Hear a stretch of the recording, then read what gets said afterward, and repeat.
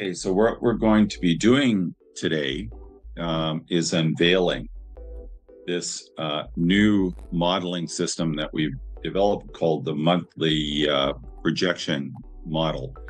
And this thing comes in different variants. One variant is a linear version of the model that we can use to create a market reference scenario, or we can help use to create a market reference scenario. We follow the Don Cohn rule, the same Don Cohn rule that has been in effect at the Fed for decades, which is that never let your economist use a model to generate a baseline forecast. Don Cohn insisted upon this, and this is why they have, or one reason why they have such very high levels of human capital in the Fed, because it forces the economists to develop their human capital to think about how the economy works and not to rely upon some model. Now, at the Fed, they then, after they have a baseline projection, now the power of modeling starts because they can use FURBIS, a model that has been designed by David Reicheneider and colleagues at the Fed over a number of years. Many of those guys are retired now, but they developed FURBIS, and that then allows you, once you have this baseline forecast, to then construct alternative scenarios and so on. And in fact, when you look at what the Fed does, as published in their not in their teal books and green books and so on, it is very similar to what we recommend, the prudent risk management approach to monetary policy.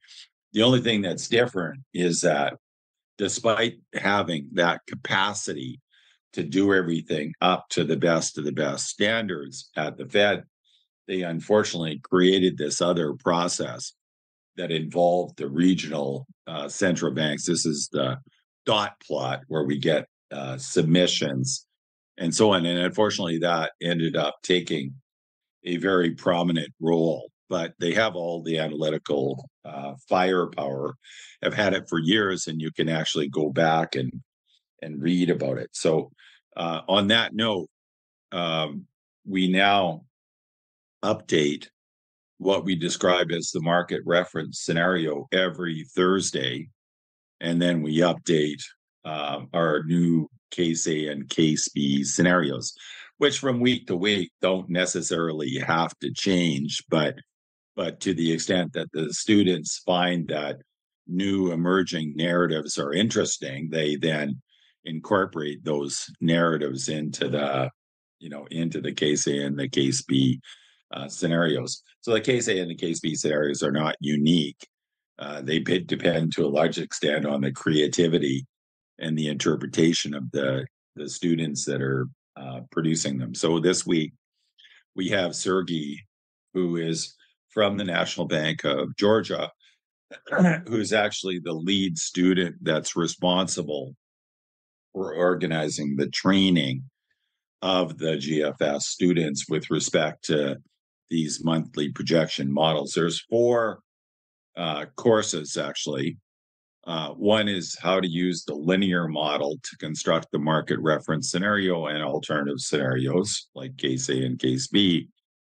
The second variant is one that incorporates endogenous monetary policy credibility. The version that we're using right now is a two-country version that includes the US and the Euro area. We're documenting, as we speak, both of those first two variants. And then lastly, we have our bread and butter quarterly projection model that includes endogenous monetary policy credibility. The model has been calibrated. The monthly models have been calibrated, as we'll show in our paper that will be out this week, so that basically the dynamics are almost exactly what the quarterly models are. And the reason for that is we've done an incredible amount of empirical research over the years. Okay. Not estimating crazy models. We're not talking about stuff in the literature, which the dynamics are complete nonsense most of the time. I'm referring to things like DSG models like Compass, where those kind of model dynamics are just not admissible into what we consider to be serious economic research. So the parameters that we use in our model are meant to be serious models that have a plausible expectational channel that's not excessively strong as what you find in typical DSG models that haven't been estimated by serious macroeconomists and so on. And so, on that note, let Sergio basically take us through whatever the last case A and case B scenarios and market reference scenario was. It's Tuesday, and we're in the process of updating them this week. So he might have some ideas about what happened last week. I think the information is last Friday, so not much has happened since then. But Sergio, please. Yeah, thanks, Doug, first of all. And again, hello, everyone. And in this presentation, as Doug mentioned, I will update you about the cases, the case scenarios, the narratives that we think is prevalent now from my viewpoint, as well as shortly about the current stance of the economy, where the economy is now. Okay, but again, just before moving to that, we know that we are operate under FPAS Mark II framework, and our analysis always go through and concentrates on these three essential ingredients that we emphasize over and over again. Now, which are: where is economy now? What are the underlying forces of these current trends? And finally, the most important question: what we need to do with the policy instrument to achieve our policy objectives to anchor inflation and inflation expectations. Example, and obviously the third question is very much interlinked with first two, because again the policy decision is made and suggested based on what we see in the economy and what are these underlying forces, driving forces of these current trends. And under Mark II, we obviously have these scenarios instead of one single most probable baseline scenario, which allows us to convey all the possible risks or the relevant risks in the economy, and in each case to also provide what the central bank will do if each case realizes. And typically we have the case A type of considerations where we have all the risks and developments that will require more hawkish stance from the central bank to then what's priced in the market, financial market, or what's the market reference scenario. And in case B, we have usually the considerations or risks that will require more dovish stance from the central bank than what's priced in financial markets. And and we also usually account for the tail risks or very extreme scenarios like dark corners, the low inflation trap or very high inflationary environment, to also take that into account and avoid these kind of scenarios. Okay, and given all this structure, now I will go through the current stance, what we the new information as well as where economy stands now, and then I will speak about the case scenarios that we had on Friday. Okay, so just a very general narrative that for the second quarter, in terms of GDP growth, we still had quite robust growth in quarter-over-quarter annualized terms, around 2.8%. And again, one of the leading drivers was again consumption, which is the story that we follow, and we tell this story for already quite a long time, because the consumption is one of the main driving force of the GDP growth for almost more than a year. And even if we look at the GDP nowcast, which is the very wonderful nowcast produced by Atlanta Fed, in the third quarter, we could still expect up to this point and up to this information, robust growth around 2.9%. And again, the leading driver there is again consumption. And the always obviously the question is why the consumption still persists to be strong, even though the excess savings were already depleted. Yeah, there we have the story that the household wealth is the factor that fuels consumption and helps consumption to remain strong. We had the doubling in the asset prices since the start of the COVID, almost doubling. Uh, that obviously positively impacted the asset prices, and we had very large increase in assets like $50 trillion for since the start of the COVID, and 32 and 17 trillion dollars respectively for financial and non-financial assets. And this obviously supported and fueled household wealth, which we see that, for example, the net worth as a percentage of disposable income, which we use as a proxy for household wealth, remains considerably higher than was the historical average. So, just to shortly summarize, we believe that the household wealth is the driver of the consumption, and obviously the consumption expenditure fuels demand, and with excess demand, and this is inflationary, has inflationary risks for the economy. Now, from the stock market, let's speak about the stock market, because for the last 2 weeks we had the kind of turmoil on the stock market. The uncertainty increased considerably, as well as we had the decline in the stock prices. For example, S&P 500 or Nasdaq Composite Index dropped. Okay, and we have this uncertainty around the stock market because it could go either way. On the one option is that because the stock market is usually uncertain, this drop could be temporary and it could continue to grow further, which will support further wealth, and as a result, we will have a strong consumption persisting, which will have inflationary implications. But on the other hand, we could be very well facing the stock market correction, because this humongous increase cannot be described otherwise other than the asset price bubble.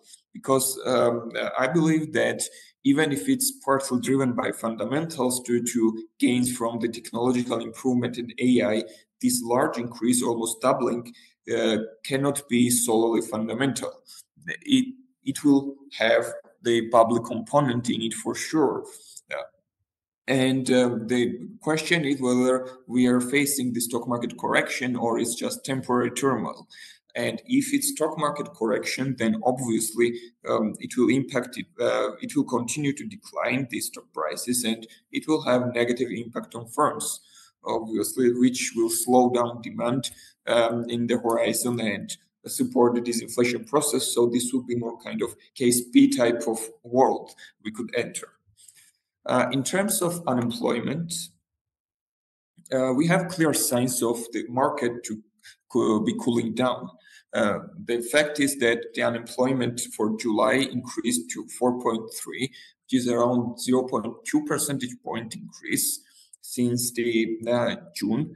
And this is obviously a large increase and could indicate that, again, the labor market is cooling down truly, with the fact that job vacancy rate also continues to normalize.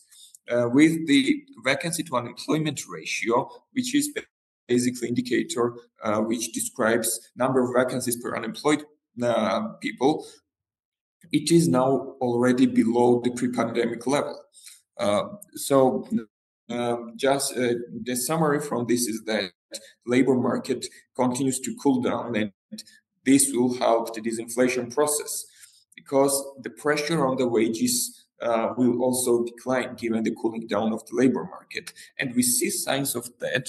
The average hourly earnings, the year-over-year growth, has declined toward 3.6%. Since the June. So again, the wage pressures and wage growth seems to be also normalizing, and this will obviously dissipate some wage pressures that we had in the economy, and obviously could support the disinflation process further there. Now let's move to inflation, and it's especially interesting because tomorrow we will have the release of the CPI, so we will have updated information about this CPI, and we will get also sticky price inflation updated measure, and etc. But up to now, up to June, what we have is that in terms of 3 months over 3 months rate, the sticky price inflation has been declining for almost several 2 quarters already. Okay, and this is also reflected in the year-over-year numbers, which currently decline towards 4.2%, but overall they are still above the inflation target. That means that if there is still some inflationary premium in wage price setting behavior, and it's still there, so the policy needs to account for that when making decision. Why we look at this measure and why it's our preferred, let's say, flagship measure of underlying inflation? Because this decomposition of the CPI into flexible and sticky prices tells us a lot of information, because the stickier prices are the prices that are typically set infrequently. And when the firms set the prices infrequently, they try to incorporate their expectations about the period when they cannot adjust prices. Okay, so basically, this sticky price inflation serves as a good proxy for medium and long-term inflation expectations of households and firms. And basically, we can say that also inflation expectations might not be completely anchored yet on the target. So in that sense, this inflation premium is still there. About this CPI, I would like to look at maybe a bit detailed categories and highlight that in June, again, the CPI was kind of surprised the markets, because we had 0.1 percentage decline in month-over-month terms. But if we look deeply into the categories, we see that the energy commodities and energy services, and more like the commodities, are the ones contributing negatively to CPI. However, the services, less energy services and food away from home, these categories are the part of the sticky CPI basket, still recorded increase. I would say considerable increase if we look at 3 months over 3 months rate, annualized rate. What this means is that these prices of these categories are mainly driven by domestic factors like unit labor costs and so on and so forth. So this inflation premium that I argued when I was describing sticky price inflation can be truly still present in this wage price setting behavior, and this is serious risks that needs to be taken into account. Okay. Another update that we had was in terms of bank lending tightening index, or overall like credit tightness. We had there the decline in the second quarter. Okay, the percentage of banks, net percentage of banks that tightened lending started declined towards 7.9%. But we can say that overall credit conditions could still be tight, as it is reflected in the loan and credit growth, which remain at very low numbers. And this tightness, even though it's towards the normalization path, could be reflected in time in the demand, which can curb demanded growth and act as a disinflationary force, supporting and accelerating the disinflation process.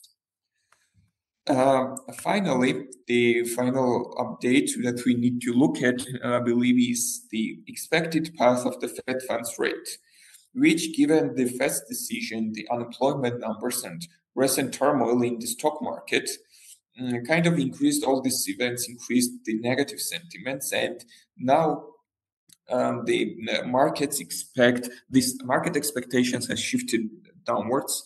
That means that market now expects the faster cuts in the policy rates than it was previously. If we compare, for example, the end of July. And there are two factors to consider. First, the 50 basis point increase probability in September increased considerably, around 50%. And the estimate, like the terminal point of this path, which is the market estimate of the neutral rate, it has also declined toward 3.2% from 3.5%. It's still above what the Fed estimate of the neutral rate is, which is 2.8%. The last one we have. So markets has estimated downwards their neutral rate estimates, but it's still above the Fed estimate. So the markets now could, in terms of market reference scenario, the implication could be that the markets could still expect some soft landing, but this soft landing would be faster than it was previously anticipated, which was very gradual convergence of the economy towards the equilibrium values for each variable. Now, given the expected policy path has shifted downwards, market could be expecting faster lending. And now let's move to case A and B scenarios.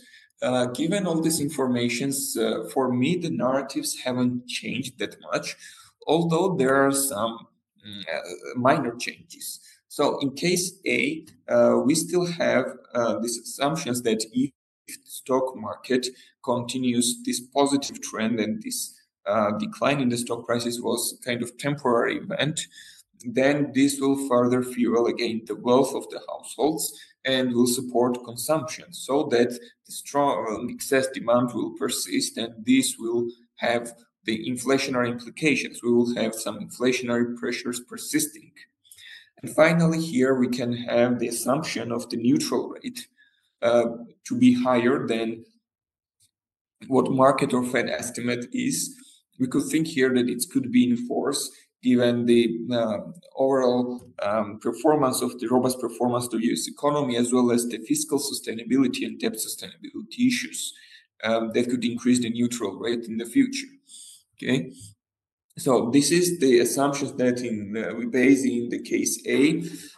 In case B, type of considerations, we base it on the assumptions that we could be facing the stock market correction. That will have the negative implication on the firm's performance, and obviously will support the this dissipating of the excess demand pressures and will accelerate the disinflation process as a result. On the other hand, we have here the labor market cooling that could further support this process, as well as the credit condition tightness, which could again break this persistency in the strong demand. So overall, this combination of risks will necessitate from the Fed to have more dovish stance than what market price is in. And now let me present the scenarios that we have prepared. So in case A type of considerations, again, we have this strong excess demand pressures persisting that has the inflationary implications. Inflation obviously increases above what market expects. This kind of situation obviously requires from the central bank to have the tighter policy than what market expectations are. And this tighter policy obviously will help the inflation as well as unemployment to get to its equilibrium values. But I believe that at some point there should be some economic slug created that I have in this scenario that will induce the inflation or the disinflation to accelerate. And as a result, the 10-year government bond rates also will increase due to the higher interest rate path, as well as the higher term premium assumption of which we had because of these fiscal sustainability issues in this case A scenario. And in case B type of considerations, again, we had the faster disinflation process, as well as the weaknesses in the demand that could be reflected in unemployment increasing above zero, and inflation declining and dropping below target. And these kind of considerations obviously require from the central bank more dovish stance than what's priced in financial market.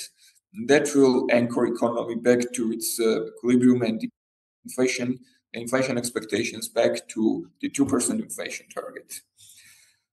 So this was update what we had on the Friday. So thanks first of all for the attention, and then looking forward to any questions you could have.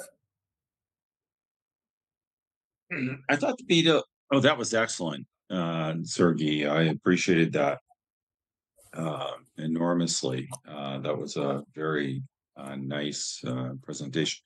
I thought the BAA spread had moved up a little bit, but it's still currently around 1.8, or I thought in the data that it was up to It around was around 2. 1.6 at the end of the July, Okay. but yeah, it has jumped slightly because of this turmoil that we had on the stock market. Okay, good. But actually, when I look at everything, one thing the unemployment gap, I would just put something like excess demand, just so that people can understand, because that chart is a little, and of course, what would be interesting now would be to do the case X and Y scenarios, okay, and to introduce the concept of of ABYs and BAXs. In other words, what happens if the Fed were to fail to cut rates fast enough?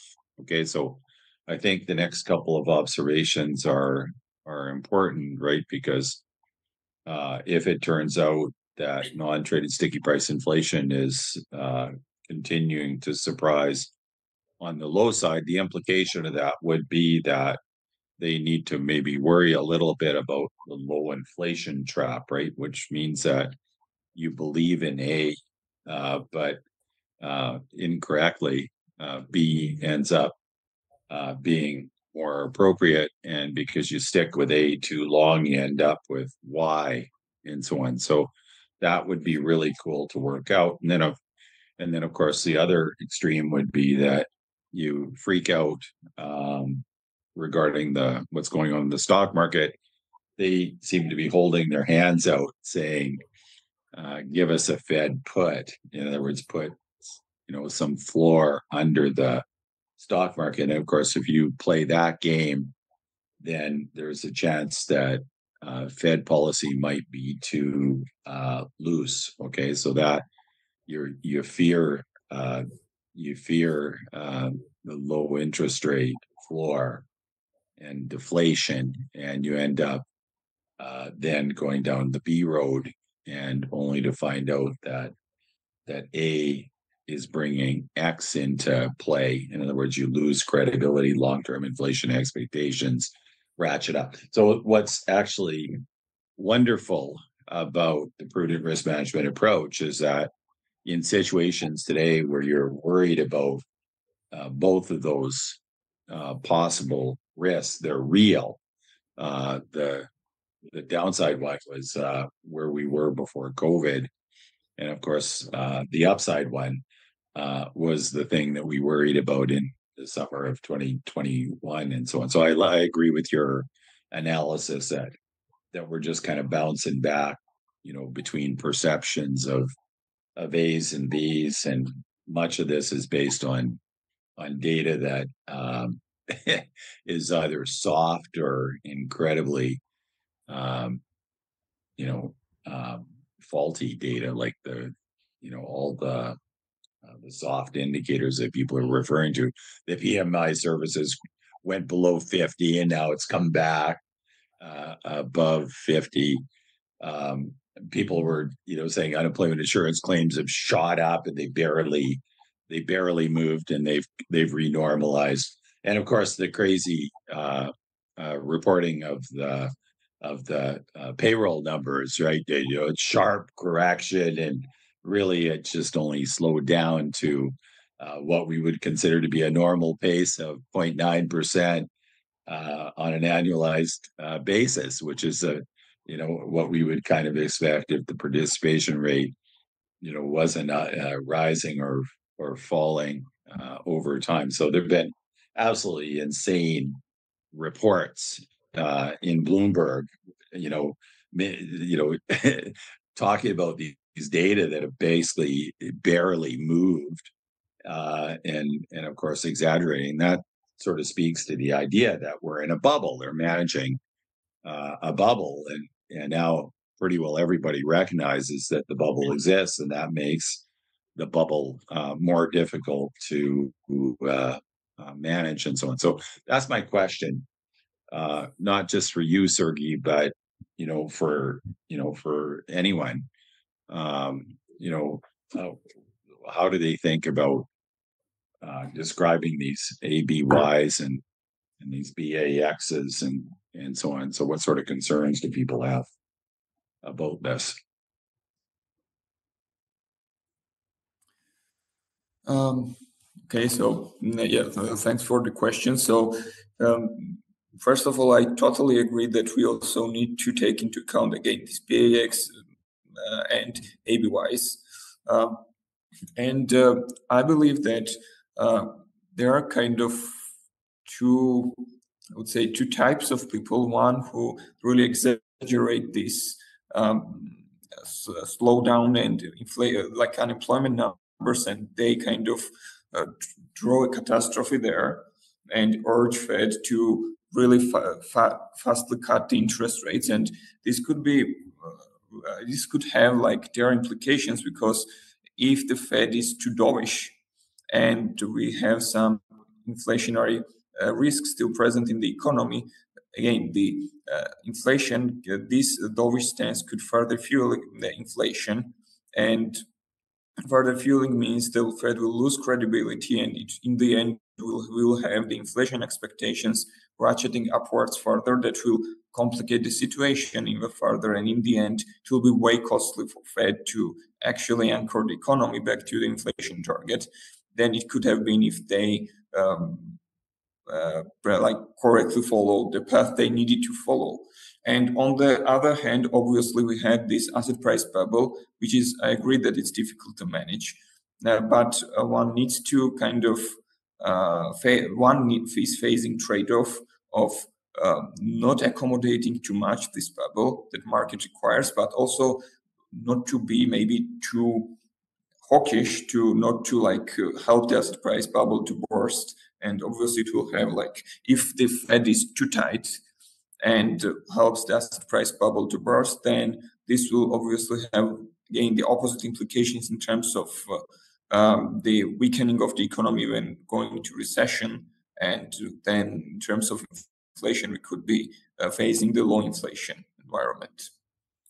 So maybe Okay, answer thanks. your question. Can you give us an update? So I wanted to turn back a little bit to the what I was talking about transmission channels, and because we're documenting the models here, but maybe you could turn to the UK and give us a quick rundown. They cut interest rates by 25 basis points, but I want to explain more precisely. I think you have the impulse response function from this compass model, and I want to talk a little bit about DSG models and how inappropriate it is to think about using these things for real production work and so on. But can you give us a little review of what's going on at the Bank of England and so on? Yeah, just to shortly update you what's going on in the Bank of England. So we had the decision of the cut in the policy rate, like at the last meeting. And just very shortly, the one fact kind of makes us to think whether this decision was really appropriate, because the service inflation is around 5.3%. The like considerably higher than what the inflation target is. And we use there the service inflation as a proxy for the non-traded sticky prices. It has kind of same role. So basically this domestically driven inflation, this is mainly domestically driven, is considerably high, around 5.7%. That means that this inflation premium and inflationary risks are enormous in the economy, that requires from the Bank of England to have the tighter policy instead of easing. And this could be supported further by the fact that the long-term inflation expectations and medium-term inflation expectations from the bond market are there also ratcheting upwards. They are around 3.5% on average since this high inflationary environment started. Okay, so again, the inflation expectations are disanchored. The service inflation is running way above target. This kind of situation is clear indication of case A type of considerations. So, in my opinion, this rate cut might not be appropriate, and the Bank of England might think in terms of the fact that they have this inflationary risk, serious risks, and they might need to have tighter policy to actually curb these risks and actually anchor the inflation expectations back to their target. Okay, so that's kind of quick update. Okay, fantastic. Okay, so I think what we'll do is any comments, Leah, Amelia, Lacassie, anything that we might have missed that maybe you want to give a yeah. Yeah, I wanted to jump in. So hi everyone. Thanks, Sergo, for this amazing comprehensive presentation.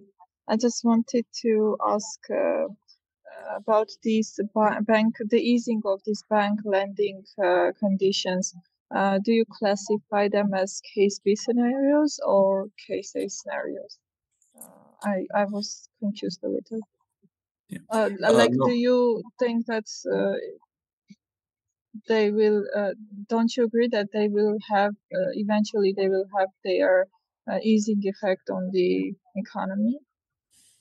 Yeah, obviously, but the main intake was that this bank, like the lending conditions, was tight quite a long time, and this lending conditions tightness usually takes time to be reflected in the demand.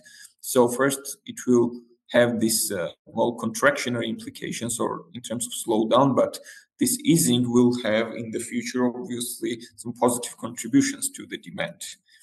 But initially, I believe it will the tightness phase will be reflected in the demand, and then will come this easing. That's like. Yeah, okay. So you think it as an aftermath, not the reason for case B? Sorry. So you think this as an aftermath, not a reason for the case B? Yeah, I would say it will. Yeah, it's after. Well, I would say that this tightness could contribute to, again, the negative implications for demand, which is the case B type of consideration itself. Okay.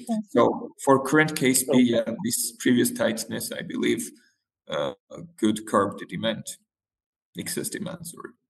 I might be able to help out a little bit here. Okay, if you look at the historical series of the BAAs, okay, the spread between BAAs and 10-year bonds, it's your best kind of leading indicator of a recession when the recession is on you. Okay, and it would be much higher than 2 if a recession was on us. Okay, in other words, so we'd say the corporate bond market has not priced in a recession. Okay, that would be the interpretation, even for values as high as 2.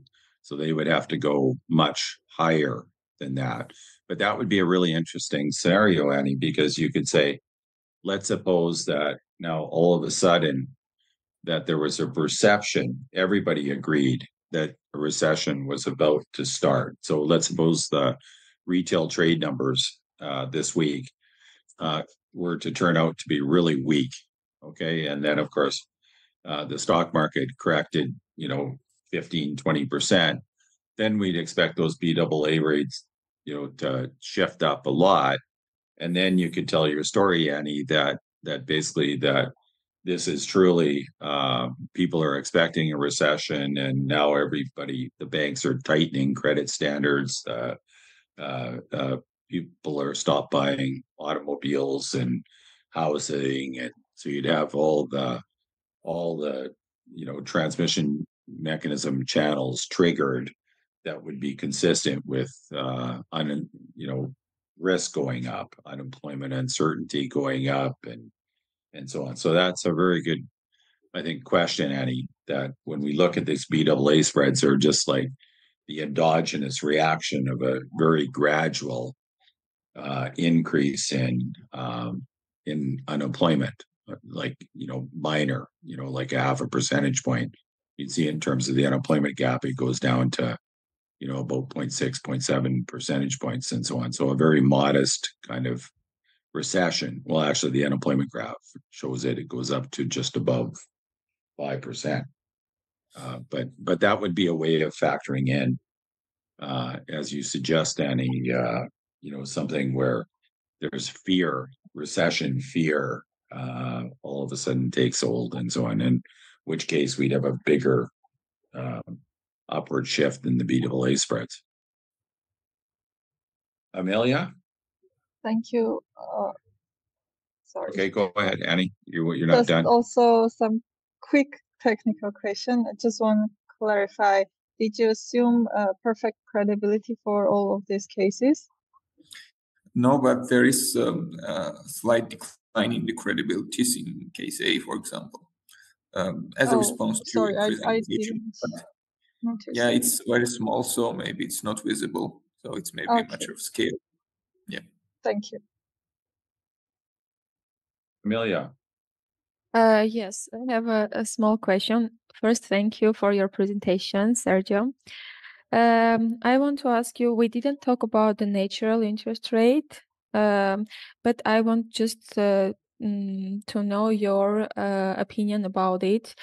So we have talked a lot that Fed applied high interest rate and it doesn't make better, so the economy still grows up, and we say that maybe the natural rate is higher, and now we see some effects.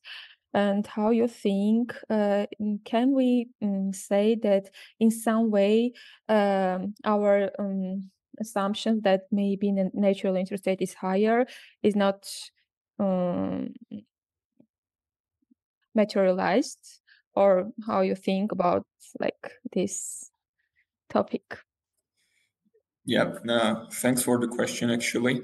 I think there are several factors that induces me to think that the neutral rate still is higher than what Fed estimate is. We could argue about the specific number, like what we think exactly it is, but it should be higher because, first of all, we had this productivity improvements in terms of AI, which increases kind of capital gains from the investment, etc. So this could be one of the factors. Secondly, again, as you mentioned, we still see this strong economic growth up to now, quite robust around. Again, we still expect 2.9%, right, according to GDP now. So this robust economic performance could be another contributor, and if this slowdown, kind of signs of slowdown in terms of unemployment numbers that you referred to, I believe we still need to wait for some time to see whether this trend continues, because the strong growth for me is the indicator that the economy still performs relatively well. So the neutral rate being higher is still plausible scenario.